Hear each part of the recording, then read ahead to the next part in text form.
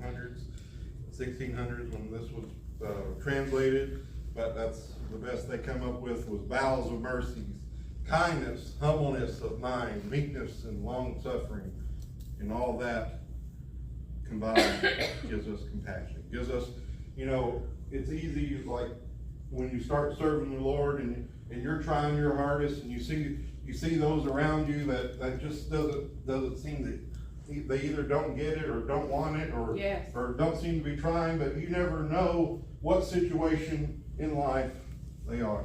Yes. They may have faced things that you never even imagined in life. Amen. Their mental trauma, their mental anguish, may be burdening them down and fogging up their mind in ways that you couldn't even comprehend. Yes. So what do you do? Yes. Do you snarl your nose down at them and say, do better? No. You pray that Yes. they do better, right? Yes. You pray for them. You reach out a hand of mercy. You reach out a hand of grace. You say, is there anything I can help you with? Is there any, and I'm not saying it's your financial responsibility to help somebody or everybody. It is probably somebody in your life and that's a blessing that you apply to yourself, because anybody that wouldn't help somebody is, what's a good word? Greedy, right? And I know that we don't have an abundance, but let me tell you, sometimes maybe we do.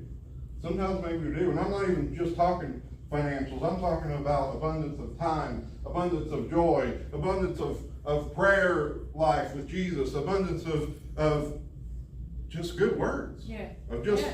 love. You say, well, how's loving someone going to help?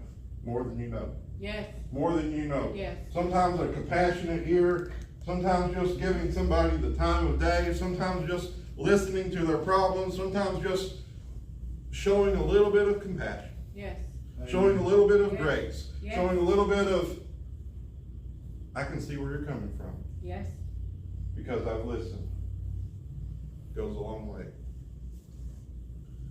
I won't read the whole thing, but when I was, of course, looking compassion, everything pointed to the Good Samaritan story, and we've read it, and I think we all know it, but just to hit on the highlights, the man this Samaritan man whom Jews wouldn't hang out with, they wouldn't have gave him the time of day if they wasn't in trouble, much less if they was. He had a need. He was beaten. He was robbed. He was left for dead. And these people came by that were supposed to be good people, supposed to be religious leaders, supposed to be the political leaders of the region they were in. And they didn't give him the time of day. And I'm sorry, I did misspoke. It wasn't the Samaritan man that was, it was a Jewish man, which actually makes it worse because they didn't give their own man the time of day. So this man, Jewish man, whom his Jewish leaders passed by, beaten and bruised, wouldn't give him the time of day. They were too busy doing good in their own minds. They were too busy with themselves, is what it boils down. Too busy with what they wanted to do, not with the work of the Lord. But the Samaritan man, which I mistakenly put on the side of the road earlier, was the man that they wouldn't have associated with. The one that they wouldn't have gave the time of day. He came by and he showed compassion. He showed this man honestly, that man that was laying there probably wouldn't have done the same for him. Let's be honest. If the tables were turned and the Jewish man went by, he probably said, Samaritan, he probably deserved it. And how many times have we come across people in their life as we seen down in the dumps and probably strung out on something and you just, you know what, probably deserved it. And they probably did. But you know what? We did too. We did too. We may not have been in that situation. We may not have done all the same things that they done, but if you're a liar, if you're a cheater, if you're all these other things that you could be that we don't somehow see as bad or as bad, we put them on a scale, God sees us all the same. All the same. We made bad choices in our life before. And probably will again, to be honest. I mean, but with Jesus, we can mitigate and minimize those things, right? If we go to Him, you know, if I was to tally every decision in my life, and if I was honest with myself about how much prayer, how much input did I give to Jesus, how much input did I hear back from Jesus before I made the decision, I guarantee that the ones that I put the effort and time into asking and receiving went much better than the ones that I'm just going to do it, right?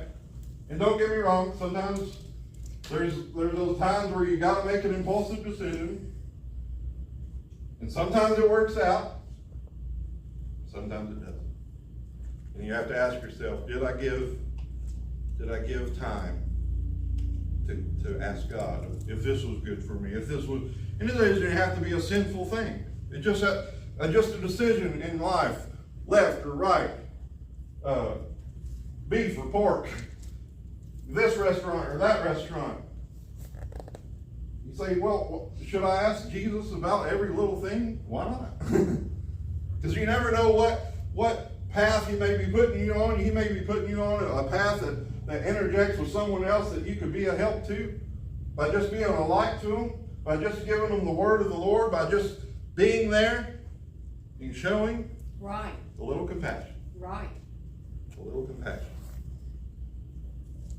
I don't know where this man was, but Samaria, if I remember my map right, was above.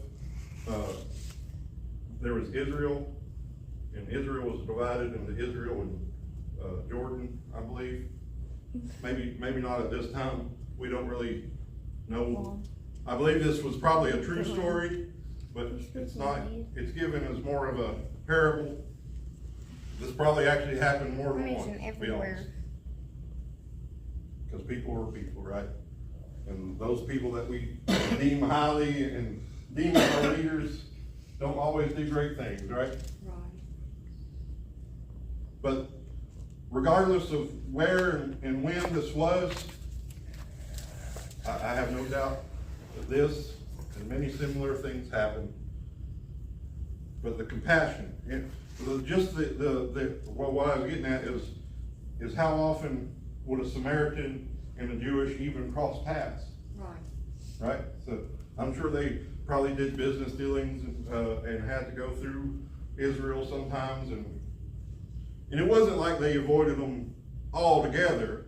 They probably did trades and stuff like that, but they wouldn't go to their house, or you know what I'm saying. They wouldn't associate with them. They wouldn't be caught at a dinner party with them. You know what I'm saying? But anyways, just the fact that they're crossing paths in itself would be rare.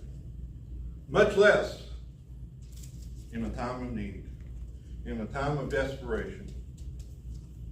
But anyways, this Samaritan, he had compassion. He looked upon this man that probably wouldn't have spat on him if he was on fire.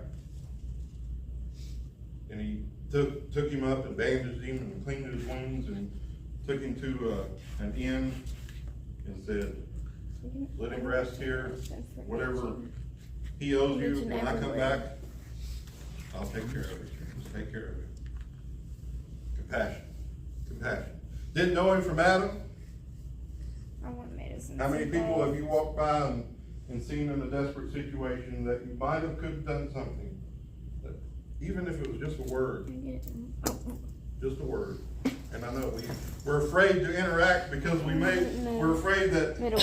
more might be required of us, right? We're afraid to interact with people because we're afraid of making a commitment, right? Right. And we do need to learn sometimes to say no. I get that. Don't get me wrong. I'm not saying you should pour everything you have into one individual, because there's many out there that need help. But with prayer and discernment and with the leading guidance of the Lord, how many times could you have helped someone and you chose not to? And again, if you're thinking of just finances, you're missing the point. Sure, that's a way to help someone, but it goes far, far, far beyond just handing somebody some money. Because that's actually the easy part. It's easy to just throw money at the problem sometimes, right? But to give of yourself, to give of your time, to give of a conversation to someone, you say, "Oh, I gotta be somewhere." You might have to be somewhere, but sometimes you just want to be somewhere else other than that situation. Let me get on into some more scriptures. 1 Thessalonians chapter 5, verse 11 says, and I'll be reading verse 14. It says, "Wherefore comfort yourselves together and edify one another, even as also you do." And it just sounds so much like this is a letter to the church in Thessalonica, but he's saying, I know you're not horrible people. He's saying, I know you're doing these things, but maybe do a little better, right? He's saying, I know you're edifying people, but maybe push a little harder. Give a little more of yourself, of your time, of your energy, of your prayer. Verse 12 says, "And we beseech you, brethren, to know them which labor among you and are over you in the Lord, and admonish you, and to esteem them very highly in love for their work's sake, and be at peace among yourselves." Of course, give honor to whom honor is due, and those that help you and lift you up. And that's actually a good reason to help others, because you've probably been helped at some point in time, right? Verse 14 says, "Now we exhort you, brethren, warn them that are unruly, comfort the feeble-minded, support the weak, and be patient toward all men." And I want to be respectful in this, but I want to, when I read this about comfort the feeble-minded, how many people have you come across and you just said they don't have the capacity to even understand what I would do for them? Maybe they're not even getting the words that I'm saying. Maybe they don't even understand the love that I'm trying to show them. And that's okay. Do it anyways. They may not grasp it. They may not understand it. But if they're showing love, and then they're shown love, and then they're shown love, one day they will, or at least they grasp part of it. And that's okay. That's where it says, support the weak. If they're weaker, whether it's in mind, body, or spirit, whatever the situation may be, then maybe we give a little strength. We give a little strength to them in those aspects. And that's where patience comes in. I always say it, I'm like a broken record, I apologize, but patience is hard. We know. Patience is something that takes work to be good at, right? And thankfully, we get a lot of practice in life, especially if you have children, right? Yeah. Thankfully, we get that practice, and we be patient with them. You say, well, they're just not getting it. They're just not progressing as fast as I would want them to. That's okay. Are you giving all you can? Are you doing your part? And if the answer is yes, then be patient and let the Lord do the rest. Be patient and let the Lord do His work, right? Because if we could save souls, and whether it's spiritually or or out of any kind of hardship in life, or just down and out ourselves, surely we would do it, right? Right. But sometimes it's just out of our capacity. But just because we may not be able to finish the job altogether, doesn't mean we can't do our part, right? Right. I believe it was Paul said, and he was talking to the ministry, but it applies to this too. He said, one waters and I plant, and one waters, and the Lord gives the increase. You may not even see the harvest of what you planted. You do a good deed for somebody, you may not even see them ever again. You may not even know whatever comes of them.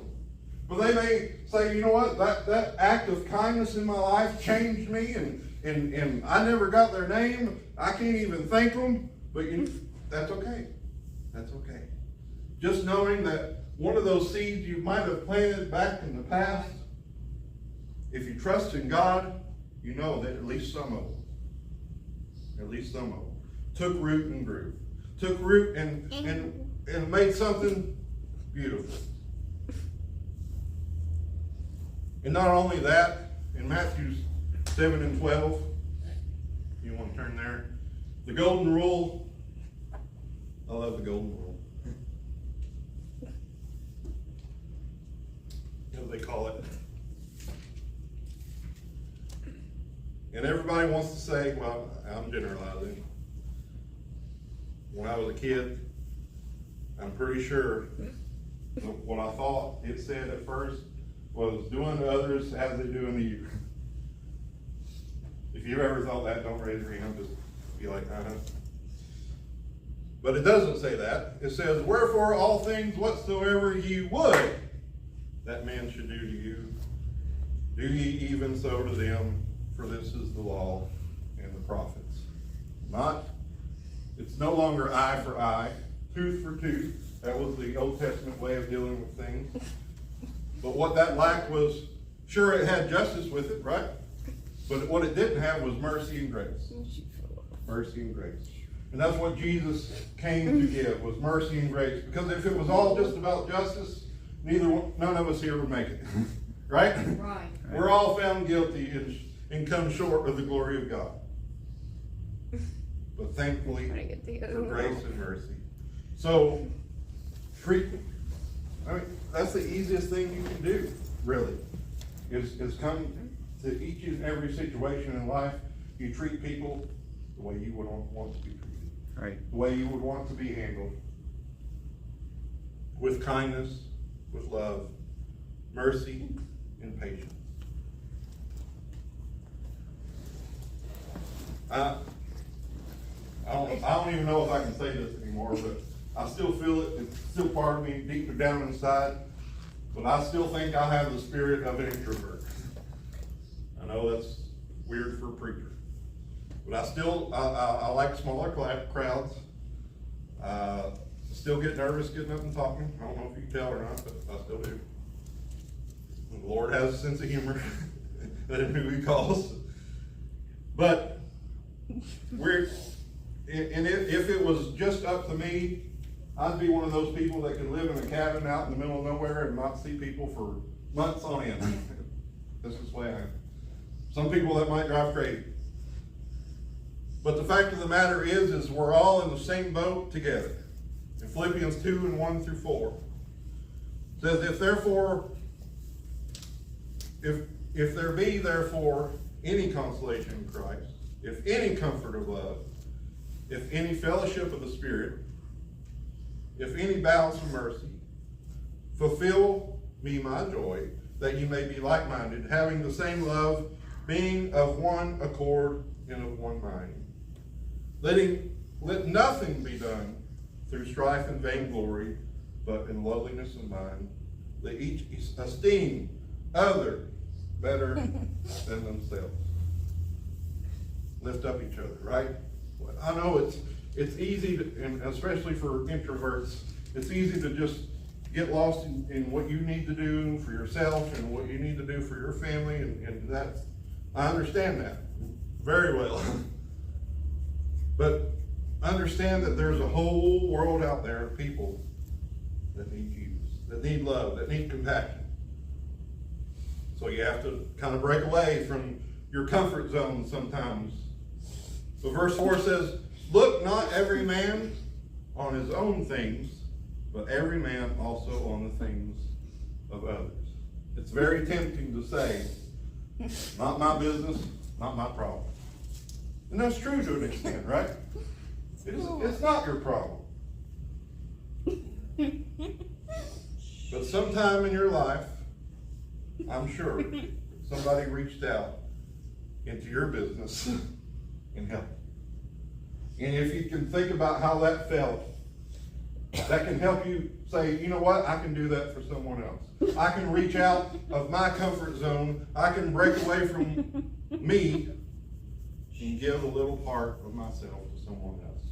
And to lift them up. And to give them compassion. And to give them grace. And to give them mercy. Right? Because that's what it's all about. Sure, justice is going to come one day. But while we have to live in this dispensation of grace, give it, give it, give it. It sounds strange. Why would you give some of these people that you're thinking in your mind the time of day? Because Jesus did. On the cross at Calvary, Yeah. he gave them the time of day. And as them, I mean us. He gave us the time of day. He didn't have to come. He didn't have to do those things. He didn't have to. He didn't have to. But he did. Yes. To make our lives so much better. To give us the hope of an eternity with him. He didn't have to. As I wrap up in 1 Peter chapter 3, I want to read 8 to 11. Just a final thought on compassion. It says, finally, be all of one mind, having compassion one of another, love as brethren. Be pitiful, show pity. Be courteous, not rendering evil for evil, or railing for railing, but contrariwise blessing, knowing that ye are thereunto called, that ye should inherit a blessing. Now, I want to pause there and continue at verse 10 in a minute, but yes, you do good, you're going to get blessed for it. Maybe not in financial ways or in any certain way that you may want, but you will be blessed. But don't let that be just do it for the sake of doing it. Don't do it and say, well, the Lord's going to give me something, so I'll give. No, that's not the correct way to look at it. Sure, you're going to get a blessing, but don't do it for the blessing. Do it for just the simple fact of doing the right thing, right? Doing the right thing. Verse 10 says, for he that will love life and see good days, let him refrain his tongue from evil, and his lips, that they speak no guile. Let him eschew evil. You can still hate the evil and do good. Let him seek peace and ensue it. It means follow it, pursue after it. We want peace, not just for ourselves, or at least we should want it for other people as well. Sure, some of these situations that, and I couldn't even name them all, just people down and out. And I can't even think of a situation where a person's down and out. It's hard for it not to be of some mistake that they made somewhere, right? Some bad decision somewhere. Sure, there's bad things that happen to good people, and there's no real reason for it. But 99.9% of the time, you made a bad decision. So, but still, show grace, show mercy, because you've made bad decisions too. And it may not have turned out that bad, but it could very well have. And it could very well have. So give peace to someone. Give grace to someone. as we pray, if you have anybody in your mind that you think could use a little love and grace, don't let it be the only thing that you do, but pray for them. Pray for them. Yes. That's not nothing, don't get me wrong. Prayer, if you have faith in God, changes things. And sometimes that may be the only thing you can do, right? Sometimes. And if that is, pray even harder, right? Pray, pray, pray.